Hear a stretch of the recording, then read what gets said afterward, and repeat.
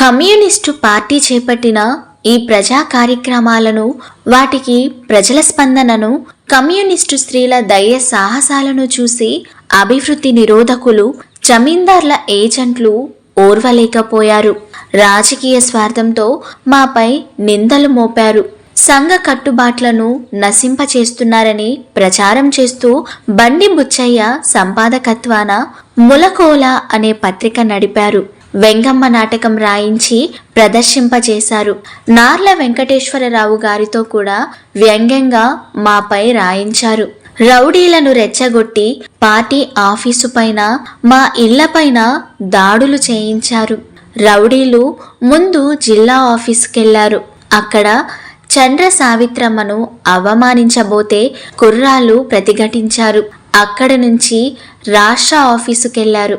ఆ రోజు అక్కడ 40 మందితో సమావేశం జరుగుతోంది. రావి నారాయణ రెడ్డి గారు కూడా ఉన్నట్లు గుర్తు.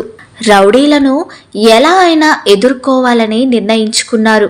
వాళ్ళేమో బరి తెగించిన రౌడీలు. అయితే వీళ్ళు ఒక ఆశయం కోసం పోరాడుతున్న వాళ్ళు కాబట్టి ఆఫీసు బయటకు వచ్చి బరి గీసి ఈ బరి దాటితే కొట్టేస్తామని చెప్పారు. ఆ రౌడీల దగ్గర కర్రలు, ఆయుధాలు ఉంటే వీళ్ళ దగ్గర జెండా కర్రలు తప్ప ఏమీ లేవు.